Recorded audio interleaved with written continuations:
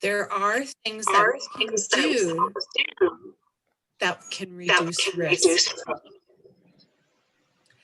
I also want to talk about what services are offered at the Alzheimer's Society of Calgary in case you have questions following up after the webinar, or you have concerns about potentially yourself or someone you know. Okay, so let's tackle what the difference is between dementia and Alzheimer's. First, I want to talk about dementia is an umbrella term for a set of symptoms. So technically, there are over 50 different types of dementia. Alzheimer's disease is a type of dementia. So regardless of what type of dementia, all of them have these characteristics, if you will, or symptoms. So when I say dementia, I mean it's a progressive decline in mental ability, severe enough to interfere with daily living. It cannot be explained by any other physical or mental illness as well. So I'll go through these, and then we can talk about them, or I can answer any of your questions. So the 50 different types of 50 plus different types of dementia, including Alzheimer's. There's memory loss. Again, memory loss severe enough to impact daily functioning. So with an Alzheimer's type of dementia, and most of them, to be honest, what we see impacted is the short-term memory, if you will. So that we say the last thing learned is the first thing lost. So learning things can be difficult as well. So that can be a symptom. So something that's very common with the memory loss is a person experiencing a dementia can remember vivid details of years gone by, but forget what they had for breakfast. It's those recent memories that are impacted the most. Communication difficulties is common as well. For example, what's called expressive communication. So what I'm doing right now, I'm expressing something, I'm talking. So for somebody having dementia, what can happen is they can forget important words. So they can say things like, please pass me the salt, or that thing, when they forget what that term is that they're looking for. So words can be forgotten. Words can be misplaced as well. So instead of saying, could you please pass me the salt, they could say something like, please pass me the jug. So replacing words can happen as well. Another thing that can happen in expressive communication is what is called word salad. So that typically happens as the disease progresses. So it's not an early symptom, but it can come a little bit later, where somebody might say to you, tomorrow syrup tomato basket, which we have to interpret and ask questions. Did Sarah come and bring you a basket of tomatoes? So that can happen where words get jumbled. Now, also affected in terms of communication difficulty is interpreting language. So you may say, would you like a cup of coffee?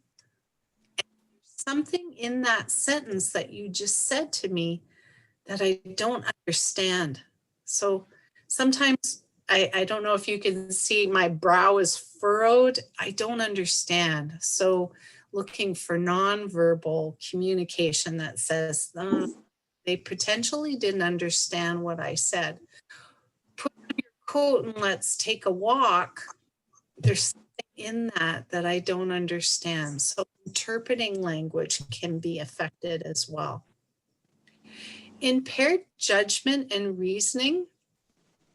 We hear things like, I can still drive and been in accidents, or there's lots of dings on their car, or I can still live on my own when they're burning pots on the stove and potentially have caused a fire, or they're forgetting to eat, those kind of. So a lack of insight to knowing that their judgment and reasoning is impacted as well. Reasoning ability, if you think of today is a beautiful day. It is here in the Northwest. I have blue sky out my window. And if I had dementia, I may say to you as my caregiver, I would like to plant a garden today. And you know, in your heart, it's November, it's no time to plant a garden. And you say to me, Cindy, it's November, it's cold outside, we're going to have to wait till spring. It's reasoning. That's an example of reasoning. I don't get that. I don't understand what you're saying to me. I just want to plant a garden. So that can happen as well. Visual spatial impairment can happen. So how close and how far things are. So again, if you think in terms of driving, we need to know how far away a car is, how fast a car is coming before we signal to go over into the other lane. Parking in between the lines requires visual spatial abilities. Also grabbing things. So going to grab something on the counter and recognizing how close or how far it is away. So those are examples of visual spatial impairment. Of course, changes in mood and behavior, which we all have time from time to time, but for somebody living with dementia, they can no longer regulate their mood. So for example, maybe you had a hard time getting out of bed this morning, but you said, okay, I've got these things I need to take care of today. I better get up out of bed. So, you're able to push yourself and regulate your mood. Okay, maybe you had a bad dream and you wake up in a bad mood as well. So, but you shake that off and get on with your day. Somebody living with dementia would have a much harder time doing that. So they would stay in that bad mood maybe longer. And again, regulating that mood can be extreme as well. So 1 minute I'm laughing, the next minute I'm crying. And we see changes in personality as well. So changes in personality can occur when, say, for example, somebody's got the personality where they're very easygoing and laid back, and they can have a change in personality where they're very anxious and, worried about things where typically they weren't before. And of course, what's really key here is that it has to impact day-to-day functioning. So again, Alzheimer's, we say Alzheimer's a lot, even in the media. And the reason for that is because over 65% of people diagnosed with a dementia is typically Alzheimer's. Not always, but that's the most common type of dementia. So what do we need to take into consideration? What's normal and what I always say what's unusual. So the unusual side of the screen doesn't mean, if you can identify any of these, doesn't mean that you have a diagnosis of dementia. Please keep that in mind. So we'll go through it. So what's normal as we get older is able to function independently and pursue normal activities despite occasional memory lapses. So we can get on throughout our day, typically without any problems, even though our memory's not quite what it used to be. What's unusual is difficulty performing simple tasks like paying bills, dressing appropriately, washing up, or we would say hygiene, forgetting how to do things we've done many, many times. So again, an example of that is if you visit the same grocery store and have done it for years, and then a day comes where you feel like you're lost, like things aren't recognizable, that's unusual. And you might want to talk to your doctor about that. Able to recall and describe incidents of forgetfulness. It may not to pick on you, but I'm the same. But the fact that we can remember that our memory's not the best is a good sign. So we remember that we forget. For somebody with dementia, unable to recall or describe specific instances where our memory loss has caused problems. So a lot of times family and friends see things that a person living with dementia potentially doesn't notice. Oh, did I forget that? Oh, so that lack of insight can happen, which is unusual. They pause to remember directions, but doesn't get lost in familiar places. So again, using that same example, gets lost or disoriented even in familiar places. Unable to follow directions, good, simple directions. Keep that in mind. So that can happen. Occasionally difficulty finding the right word, but no trouble holding a conversation. So that's very normal as we get older as well. With what's unusual is words are frequently forgotten, misused, or even garbled. A person can repeat phrases and stories in the same conversation, which can indicate problems with communication, but also that short-term memory loss. Oh, did I just say that? Things can happen. Judgment and decision-making ability is usually the same as we get older. However, what is unusual is trouble making choices, may show poor judgment or behave in socially inappropriate ways. So again, out of the norm, whatever the person's normal behavior is, it's a change in that. So sometimes we'll see people showing signs that they need to talk to their doctor when they start swearing, and that wasn't necessarily part of their personality before. Or they're being very socially inappropriate, saying things. An example of that is my grandmother had what's called frontal temporal dementia, undiagnosed, but hindsight's always 20/20. Looking back, knowing what I know now, I think it was probably frontal temporal. And she thought everyone was fat. It didn't matter if they were a stick, they were fat. And she told them. So saying inappropriate things, again, it can be an example of that. Any questions so far? Not exactly a question, but I just wanted to, like, with all those symptoms that those are actually symptoms, right? Or indications. Um, Those are under the umbrella, we would say those can be symptoms. mhm. Getting a diagnosis for dementia is really a process of elimination because so many things can look like dementia, Yeah. Mhm. especially now during this time of COVID. So depression can look like to, right? It can look like that. You can have memory problems, communication problems, all those things. Stress impact our cognition. Hydration.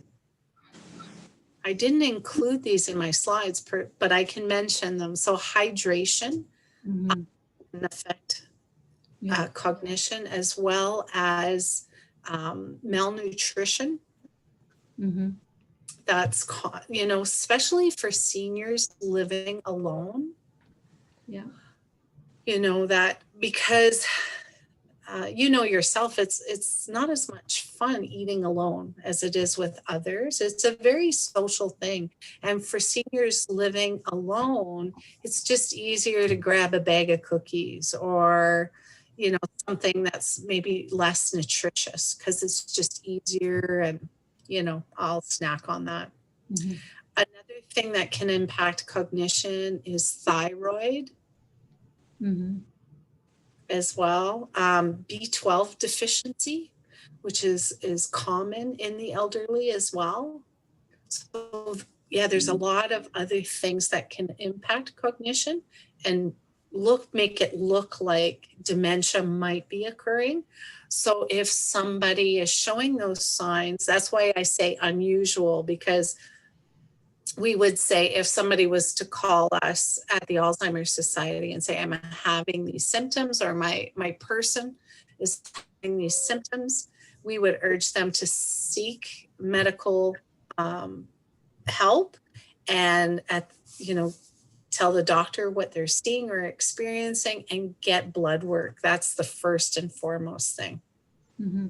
I think, yeah, Vincent posted a very good question. How many stages are there? Which is very similar to what I wanted to touch upon in the sense that, for example, if somebody forgets something that he has done a million times before, and he suddenly forgets that, is that an early sign? Like, it's similar to what Vincent is saying.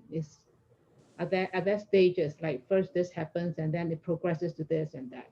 Are there stages? There technically is 3 stages. Years ago, we said there was 7.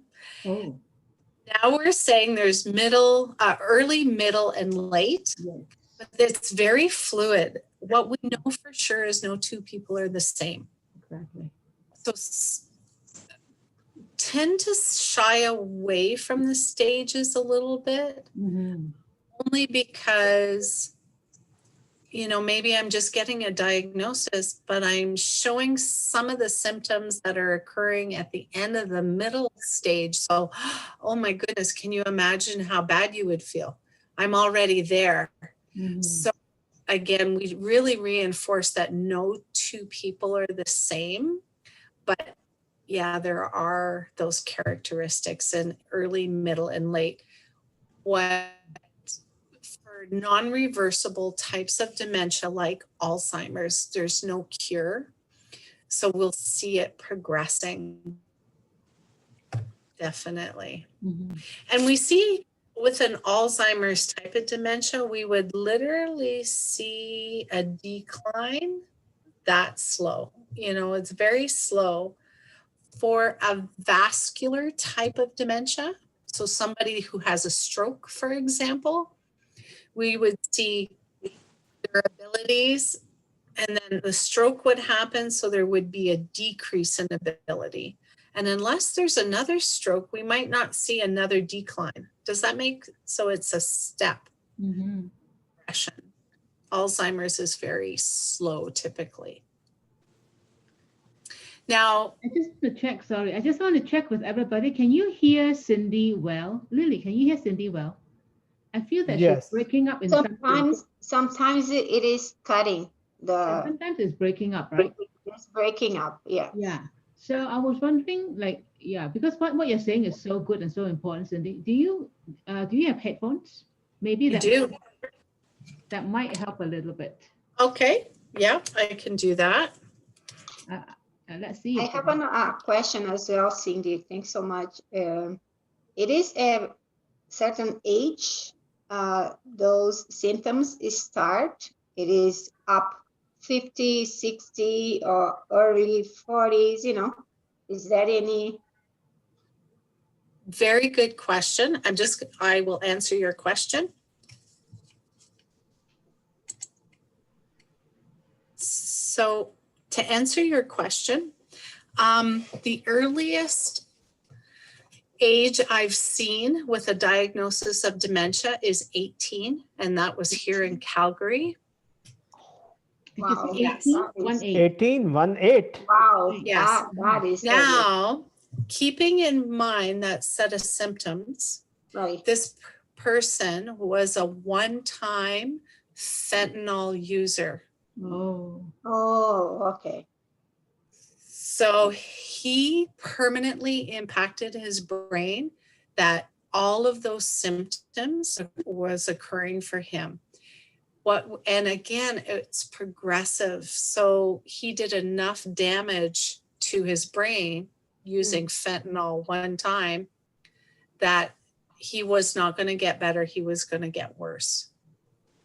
So that's remember I said there's 50 different types of dementias, but there's also other causes for dementia, and certainly drug abuse is, even alcohol abuse, right, can cause what's called Korsakoff dementia.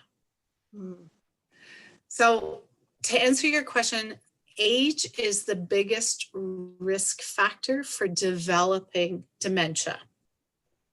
It's the biggest risk age. As we get older, over the age of 80, it's about 1 in 3. Okay. So, but we know there's young onset dementia as well, which happens under the age of 65. So young onset is defined as being under the age of 65. Typically, it's over 65, typically. Statistically, it happens later. Thank you so much. Does that help? Cindy. You're welcome. Yes, thank you so much, Cindy. Okay. The audio is better. Is it? Okay, good. Do you all think so? Ima, do you think so? Yeah. Pardon me? The audio is better, right? I don't Yeah, hear. the audio is better. Yes, Okay. definitely, it's much better. Thank you. Okay, you're welcome. So what can we do then? There's things that we can do to reduce our risk and stay connected. Is so critically important, especially during this time of COVID. So by staying connected, we have to get creative during this time. So I have these examples definitely through Zoom. So we would say a phone call is okay. FaceTime is even better for us cognitively. It makes us feel more connected if we can see the person. So keep that in mind. Also, examples like snowshoeing, everyone is outdoors, we're together, but we're 6 feet apart, those kind of things, walking, hiking, all those kind of things. Any outdoor activities. I really believe being a Canadian, we have to embrace the cold or it's a very long winter. Absolutely. Absolutely. Yes. Yeah. I go for snowshoeing very often, I would say. Oh, that's wonderful. It's keeping in mind as well, especially if you're doing that with others, you've got 2 things going for you. Is what's good for your heart is good for your head as well. So you're staying connected, but you're actually exercising, which is really good. Yeah, it is really good for cognitive, like you said. What I'm saying that I'm recovering for a brain tumor, brain surgery. So cognitive and this Zoom meeting is being so helpful to me. That is the increase in the way that I'm being healing is being amazing. Yeah, thank you so much, especially May, that, you know, send this and proportion this for us. It is amazing. Good, I'm glad. Yeah. Also, Mediterranean diet is what is recommended as well. So this is just an example of some of the things. So how that looks different than our Canadian food guide is there's less meat, if you will, especially less red meat. So they're saying things like vitamin rich salmon and eggs and yogurt for protein, and limiting, of course, red meat, getting our protein from grains and legumes. Years ago, it was no fat. Now we're saying healthy fat.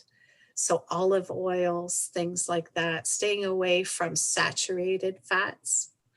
Refined carbs, so we have a little bit, you see the other circle there, so the legumes and beans, things like that. A lot of fruit, really highlighting a lot of fruit is important, and limiting non-starchy veggies, but again, colors, bright colors in terms of vegetables and fruits for that matter. So this just gives you an example. There are tons of recipes out there that incorporate the Mediterranean diet, and you can look those up. But yeah, that's something as well. Now, getting to your point that you had mentioned is the exercise, of course, with doctor approval. So don't go out there and be a weekend warrior. I highly guard against that, especially older adults, because it takes us longer to recuperate. So slow and steady wins the race when it comes to exercise. The recommendation is 150 minutes a week. Now, how you get that is totally up to you. If you want to do an hour every other day, 30 minutes, 5 times a week, it's up to you. Now, in terms of exercise, of course, talk to your doctor, but you want to get your heart rate up a little bit. So a stroll is very good for us mentally as well as physically. It keeps things moving. However, if you can walk a little bit faster to get your heart rate up a little bit, so that all that means is you don't have to jog or anything like that or run, but you should still be able to talk, but walk enough that you can feel your heart a little bit. So any exercise that does that. Now, for those of you who do exercise, it doesn't necessarily have to be walking. We know as we get older, we need different types. So stretching is important. Resistance training is important as well. So, mix it up a little bit and have fun is really, really important. Treat depression and hearing loss. There is continual research around hearing loss and dementia. So get hearing tested on a regular basis. And of course, hearing aids whenever possible. Now, that being said, it's been my experience that a lot of older adults that are hearing impaired do not like hearing aids. I myself have hearing loss, so I'm right on the border. So, keeping in mind that if I just get hearing aids when I'm get older, it's harder to get used to. But if I have them long term, as I get older and my hearing declines, I'm hoping I'll be used to hearing aids. So again, treat hearing loss. Depression, we talked about briefly. Depression can look like dementia, and it's a risk factor for developing it. So treat depression. It's a very treatable condition. Can I ask Cindy, a you just question? mentioned, yeah, Yes. You just mentioned about the research on hearing loss and dementia. Can you say talk a little bit more about that? Yeah. Mm. Just that more and more studies are indicating that there's a correlation between the two. They can't pinpoint it specifically. They're still working on that. We do know, though, that our temporal lobes here on the side of our brain is responsible for hearing as well as memory, which is really interesting. So they're really exploring the correlation between what's happening in the temporal lobes, between hearing and memory. I can tell you, though, because I do a lot of webinars specifically on communicating with someone living with dementia, that when we communicate with each other, we take in our brain takes in all the information through our senses, right? What we see, what we hear, what we taste, what we touch, all those are our senses. And that's how our brain gives us information. So if I can't hear you, my brain isn't taking in what you're saying. So as simple as that, that's impacting cognition and memory. But yeah, there's still lots going on in terms of that research right now. But there definitely seems to be a correlation. Okay, thank you. You're welcome. So cognitive stimulation, this is a great time because we're all, limiting our exposure to other people and being out all the time. So if you are staying at home, take advantage and really learn something new. It doesn't have to be, rocket science. It could be just something that you have always wanted to learn more about. And take the time to do that. So these are examples. So we have someone who's on an iPhone, learning how to use, maybe take pictures, just learning technology potentially is very good for our brain. Reading up on different things, and just generally reading is so good for our brains. And I put this picture of weaving because that's actually something I've taken up since COVID, only my loom is very small. But learning something new is really, really good for our brains. Managing stress is really important as well.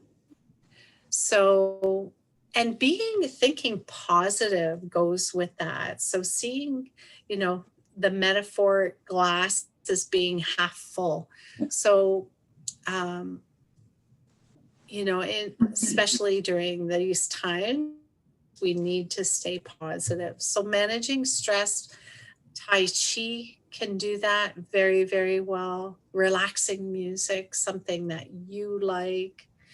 Guided visualization is an example. Deep breathing for some, muscle relaxation. It could be so many things. Now, if you're exercising with a friend, you get two things. You're socializing and you're exercising.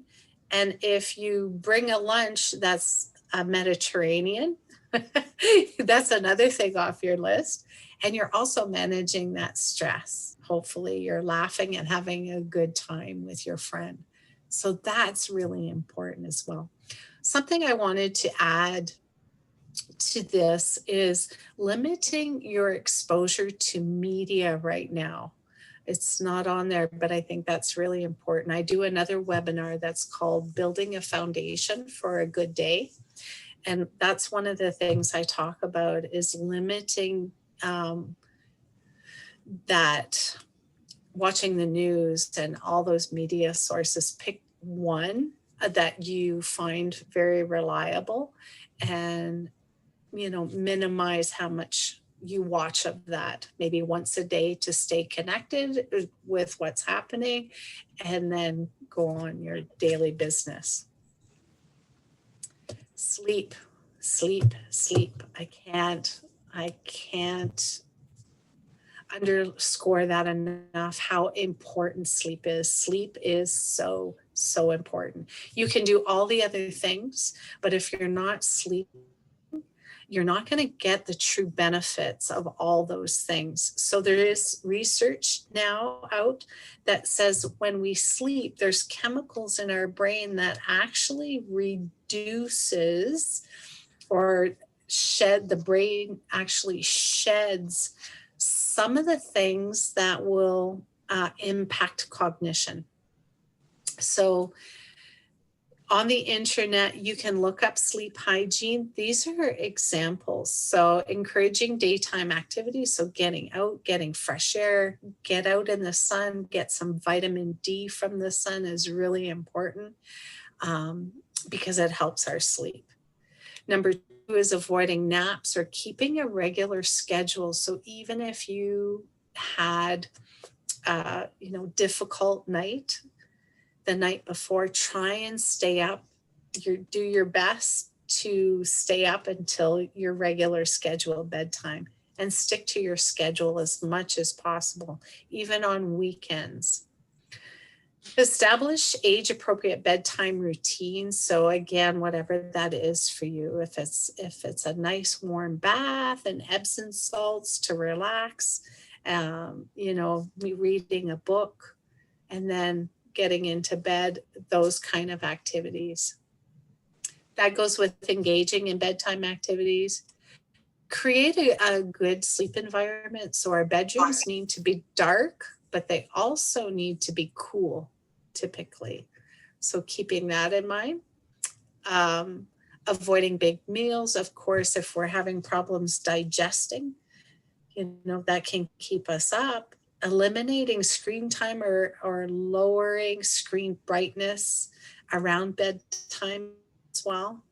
Addressing psychological issues. So again, in my Building a Foundation for a Good Day, I talk about if you're worried, you need to talk about it. If you're thinking it, you need to get it out or say it out loud, or at the very least, write it down. I always say too, worry is okay if it gives you a plan. So if you're worried about something, how are you going to overcome that? And devising a plan so then you can sleep better. So that's really important. If you have problems with sleep, please see your doctor, because that's the foundation. Another Sandy, question, yeah. Yes. Sandy, Yes. can you little elaborate? Number 2, snap in the afternoon. Some research says that little nap in the a little nap in the afternoon is good for health, particularly for seniors. How you comment on it? The research is indicating as long as it doesn't exceed 20 minutes and the nap occurs around the same time. Again, no two people are the same. For some, napping is going to throw off your system and cause you to stay up later. But certainly for some, the recommendation is 20 minutes.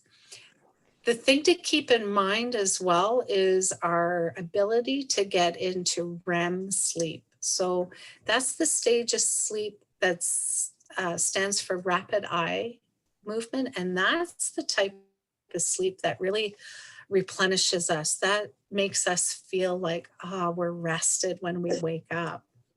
So that's why the recommendation is about 20 minutes right now. So we have an opportunity to get into that little bit of REM, and then we feel refreshed and we can get up. Thank you. But again, you're welcome. Everyone is different. So what works for you is important to recognize. Absolutely. I have a Thank you. question, Cindy. Sure. And the question is, what is good sleep? For example, I tell my doctor that I usually sleep 6.5 hours every night. And he says, oh, that's not enough. Like you need at least 8 hours of sleep every night. but I can't sleep 8 hours. It's like I will wake up when it's 6 or 6.5 hours, and I feel fine after that. So, like, is there a recommendation as to how much we should be sleeping? Um, in terms of brain health, no. However, the key is that getting into REM sleep. And if 6 hours works for you, absolutely. What I tell people, two things I tell people. If you find that, remember those days of vacation where you went away, think back, where we could travel. How much did you sleep? So that amount of sleep that you got when you were on vacation is sometimes way more than we get when we're home. Yeah. So that is an indication, whatever you slept on vacation is typically what your body needs, typically. Now, that being said, you could ask yourself, okay, is it because I have to get up early and work and I've got so much going on through the day? So again, maybe it's planning a little bit better. Maybe it's moving your routine around a little bit so you can get those extra hours, or just finding ways to reduce your stress so you can sleep the same amount as you would if you were vacationing. So something to consider, but I would say if you're sleeping 6 hours and you wake up and you feel refreshed, that's working for you. Another thing I ask, especially as we get older, I used to do home visits back at the Alzheimer's Society in Ontario. And one of the first things I asked was, how many times do you get up to go to the washroom in the night? And talking to your doctor about that, and asking your doctor, could this be impacting my ability to get REM sleep?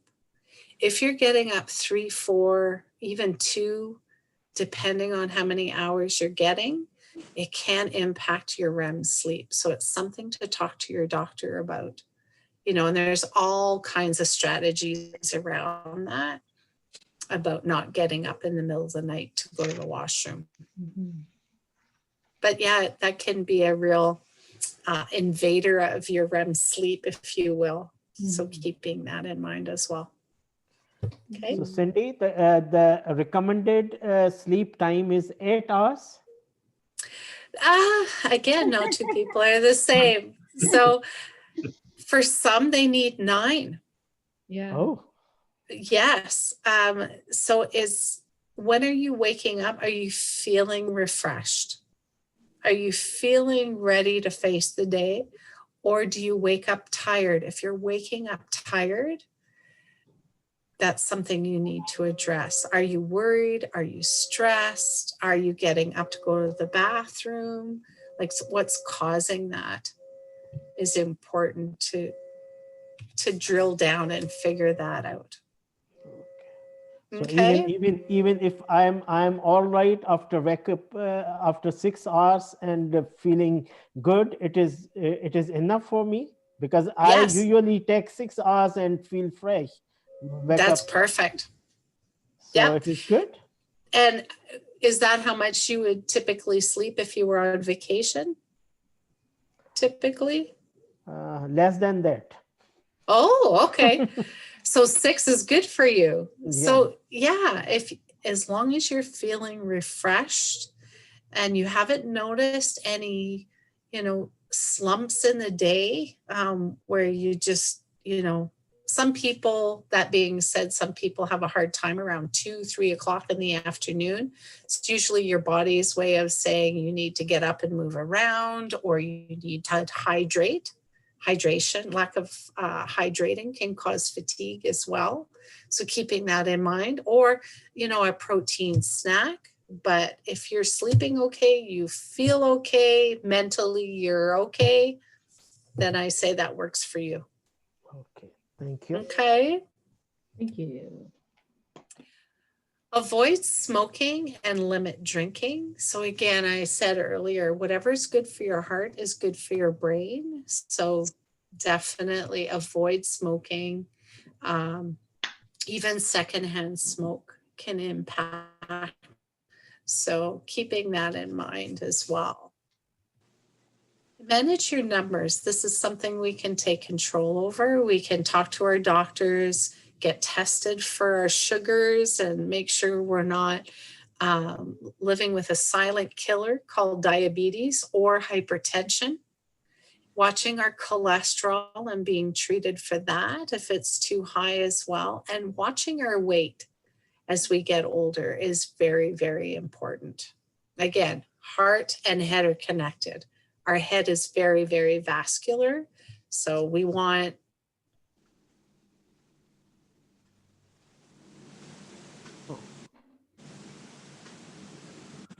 Lost the connection, I guess.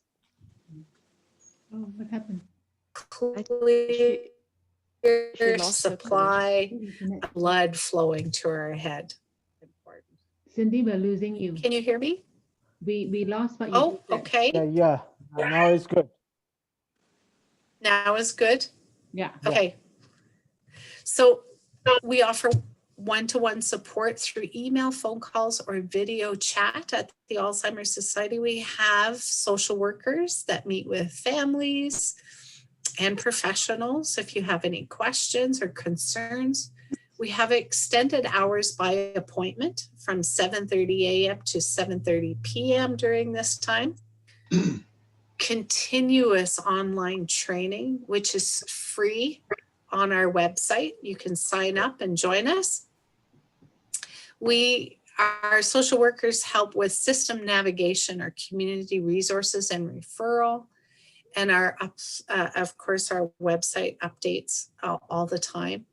And we also have a live chat feature, so you don't even have to pick up a phone. You could connect with us online and just type in your question in the chat box, and we have a social worker that answers those questions.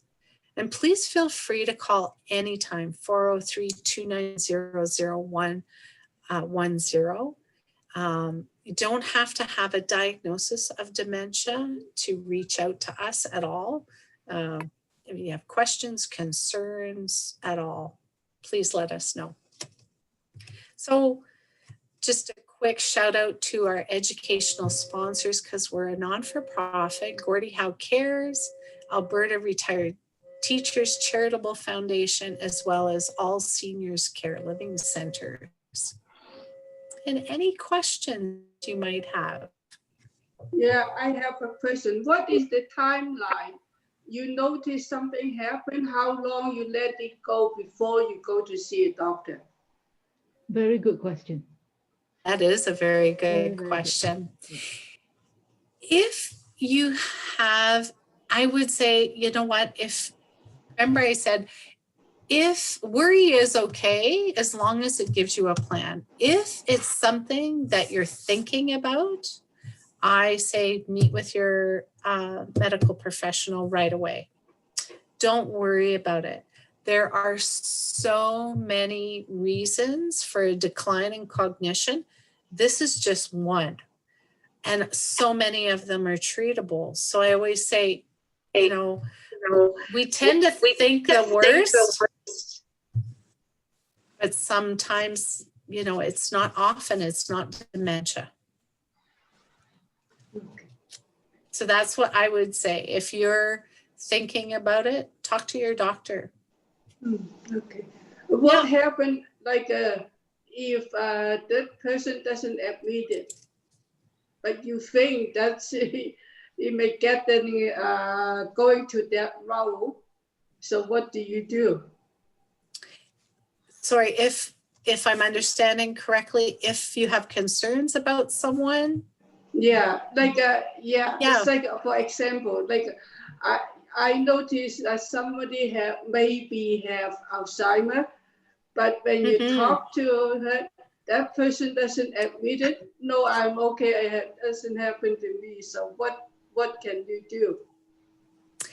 If it's a friend, you can ask questions, like saying things like, do you have any concerns about your memory? You know, we're getting older, and I just saw this webinar on Alzheimer's and dementia, and you know, it's something I think about. Do you ever think about that? And you might be surprised. A lot of people recognize in the early stages that things are changing.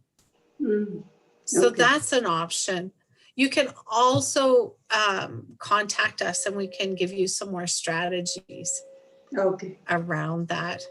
Okay. That's good. Thank Any you. other questions? You're welcome. Any other questions? Cindy, you just mentioned about community resources. Do you have any community resources that are language specific? Actually, we have a number of documents that have been translated. If you need information, please, yes, contact me. We do have things that have been translated. There's also a few resources. Again, there's actually quite a few resources. You can contact our office or even contact one of our social workers, and they would help you with community resources. So in case people want to call your organization, but then their language is not that great, so are there like interpretation services available? Yes, there is. Okay. So yes, again, you could send me an email. We could set that up ahead of time. That's preferred. And then, yeah, we can navigate that for sure if there's a language barrier. The Chinese Agriculture Community Center as well has a lot of, not just Chinese, but Japanese, Mandarin, Cantonese, lots of different translated information as well. Great. I'm just wondering whether in your office or the people who come to you for advice, do you see a lot of cases where people are worried about their loved ones? They are seeing all these signs in their loved ones, but of course the loved one is completely oblivious to all that, right? Yes. So do you see a lot of that? That's the first question. And second question, do you have educational or support sessions for family members who is concerned about a spouse, right? That, like, what can we do if we are in that situation? Definitely contact our office and we'll talk about strategies. Strategies is a word that we use an awful lot because no two people are the same. So once we have that conversation, we can give suggestions, our social workers can, and you can say, no, that'll never work. So that helps us at working with you to come up with a plan. Our social workers spend a great deal of time talking with families about strategies around getting a diagnosis, talking to their loved one about their concerns. Definitely, that's a lot of what the social work team does. Mm-hmm.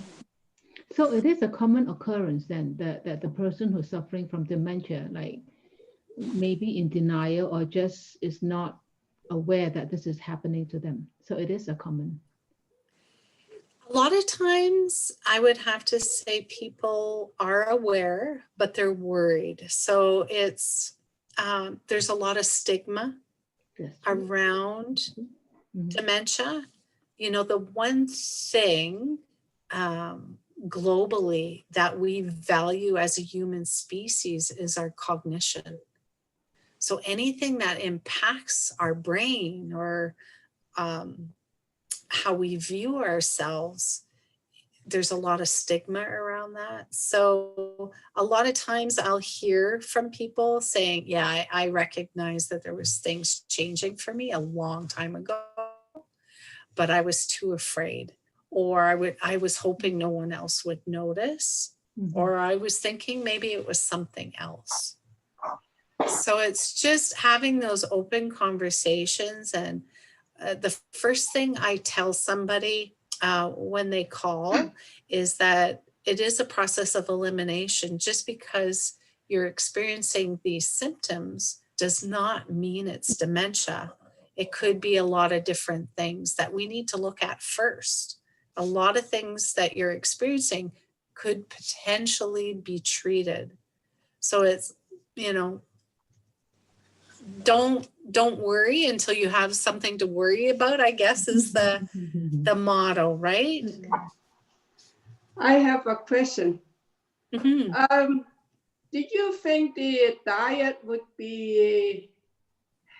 help or reverse that Alzheimer?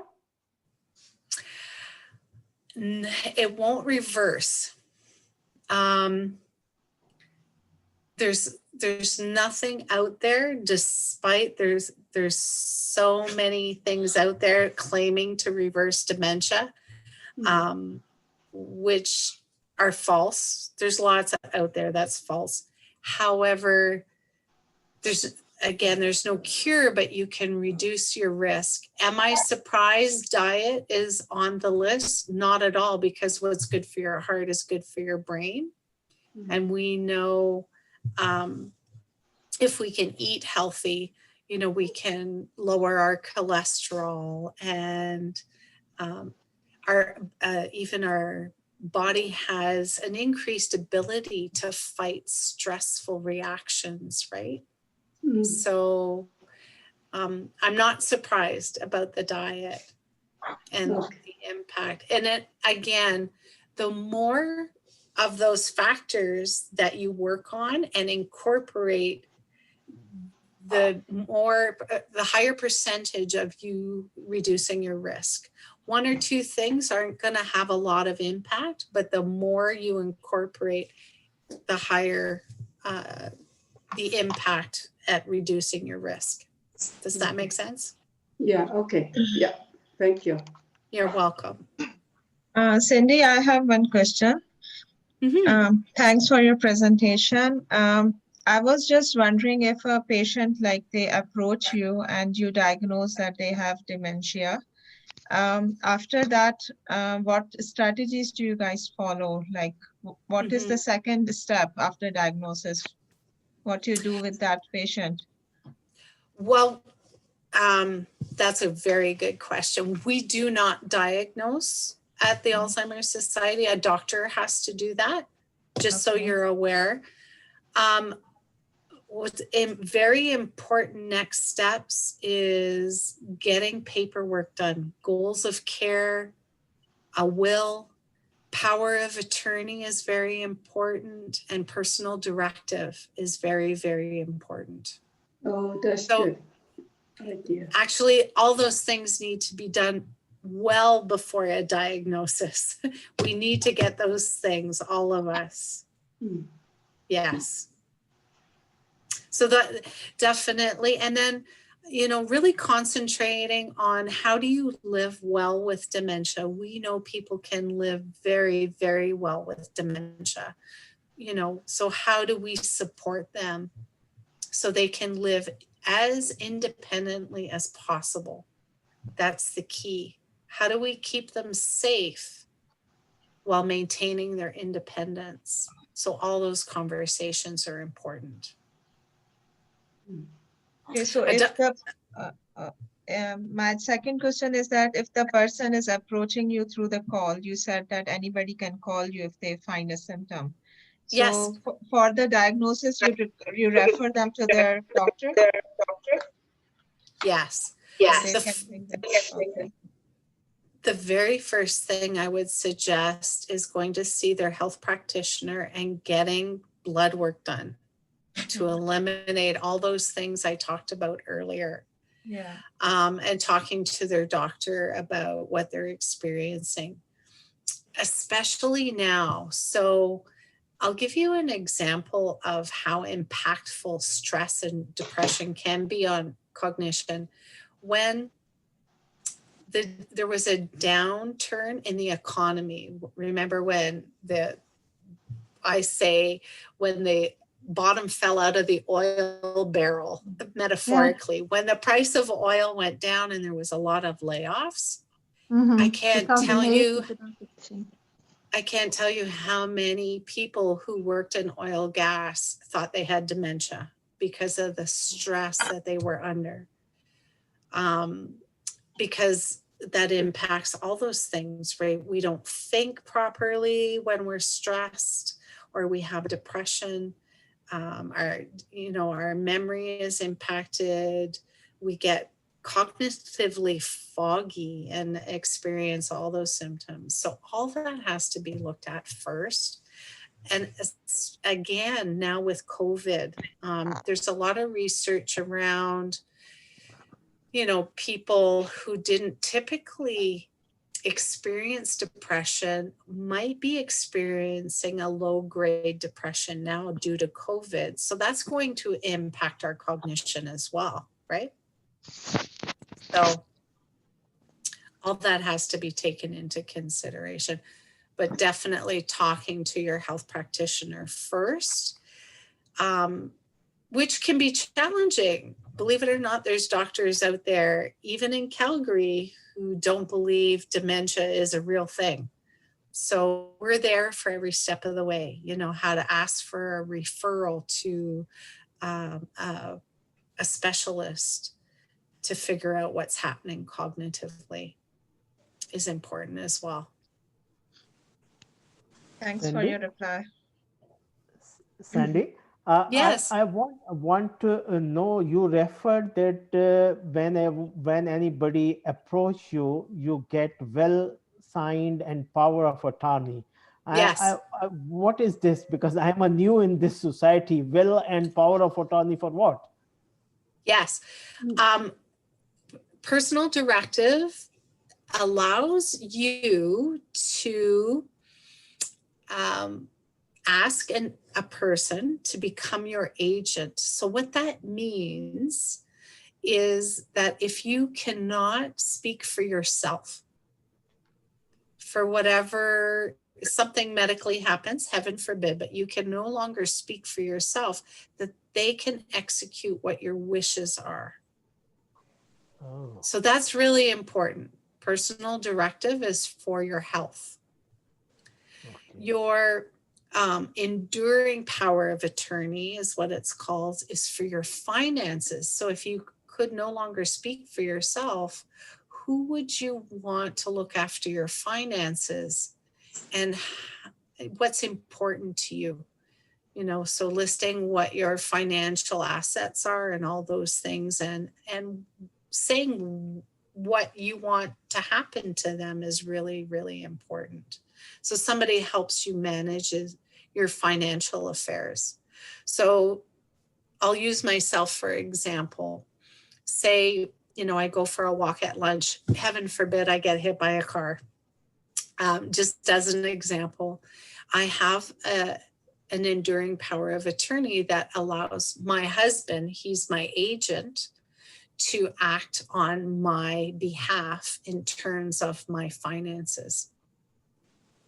So we can still pay the mortgage. We can still do all those things that my name is on, even paying the phone bill. So all those things. A will comes into effect after you pass. And it's, again, what do you want to happen to your assets? All those things. Who gets what? Do you want to give it to charity? Do you want to divide it amongst family? How specifically are you going to do that? So a will is after you pass. I always recommend that you see a lawyer for all three of those things. The personal directive and enduring power of attorney can be done online. I don't recommend it. It can be complicated. So again, seeing a lawyer is what I would recommend. Now, that being said, if you come from somewhere else and you have a personal directive and it's called something else and an enduring power of attorney, making sure that it's recognized here in Alberta is very important as well. So like I said, it can get complicated.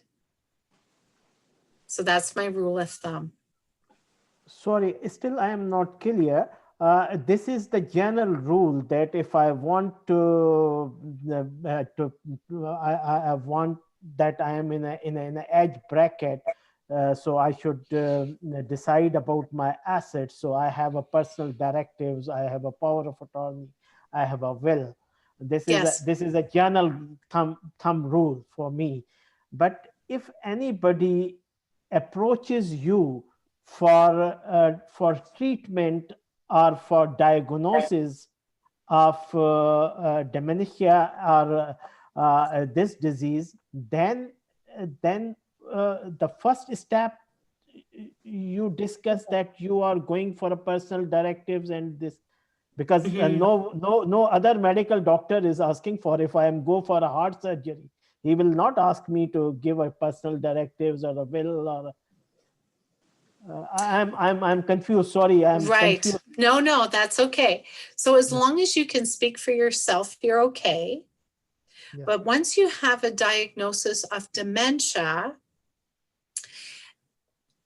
sometimes, remember, one of the symptoms is the inability to rationalize and have poor judgment. So say, for example, I have a diagnosis of dementia, and you're my agent for my personal directive. And the doctor says to you, Cindy needs a heart bypass surgery.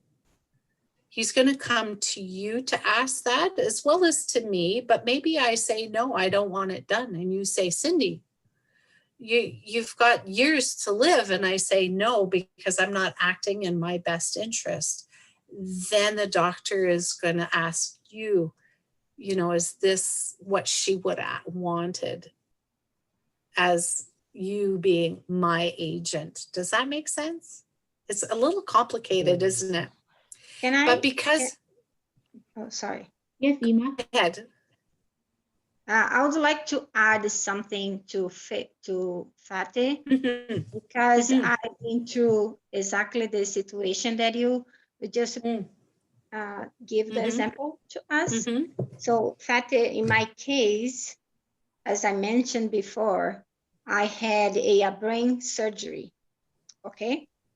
Yeah. And when you get this situation between life and death, the doctor just told me as a patient, say, you have to have a personal director and a power of attorney. So that is exactly the situation that the doctor suggests for the patient. When you go to surgery, it is a really high risk. Perfect. Does it make sense now? Yeah, this is I think this is a suggestive course of action. Yeah. Yes. And thank you. That's we all need that paperwork done, regardless. I have a nephew who's 27 and he just did all his. I think it's very important for all of us to do, regardless of age and diagnosis. Absolutely. Because we never know what tomorrow brings, right? And we want letting our agent, whoever we decide to be our agent, know exactly what we want is so important. Yes, it is. Perfect. It makes sense. I think in this dementia, it is also important to give your will or power of attorney to someone, because what happens if you forget about your own assets? Yes. You will not be able to defend your assets because you don't remember them. Yes. So it is important to give someone else that authority. Yes. Sue, go ahead. I forgot what I forgot. So you should forgot in this session. No, in this session. Come on. Okay. Personal director. Can you do it yourself, or you have to have the lawyer to do it? I'm sorry. Can you repeat that? Personal effective? Can you do it by yourself, or you have to go done by the lawyer? Technically, you can download the papers off the internet. Yeah. And do it yourself. However, I always recommend seeing a lawyer. Okay. Yeah, that's my recommendation. Even the simplest of and most straightforward of paperwork. Yeah, I always recommend a lawyer because it can be so much easier if it has to be executed. Your wishes have to be executed. That way, if it's harder for other people to say, no, I talked to her, that's not what she wanted, when it's drafted by a lawyer. Yeah. Oh, okay. Thank you. You're welcome. Cindy, is there a genetics factor in whether or not we get dementia? Very important. There is, and it's very complicated. Especially for young onset, there is a strong genetic correlation. So under the age of 65. However, they've identified 3 genes. And I can send you the information because, like I said, it's very complicated and I'm not a medical professional, but they've identified 3 genes. Now, even for the 2 out of the 3 genes, you may have those genes and never develop dementia. That being said, there is genetic testing that's available here now in Calgary and Edmonton. But I can send you a document that talks about it a lot clearer than I can. Yeah, but I think on a practical level, maybe it is good for us to know whether there is a history of dementia in our family. And that can kind of keep us on our toes to do everything that we can to avoid that, right? Yes. The research, however, all those ways of reducing your risk have more of an impact typically than the genetic correlation. So that's really good news. Good news. Yes. And again, it's still the number 1 risk factor is age, right? Yeah.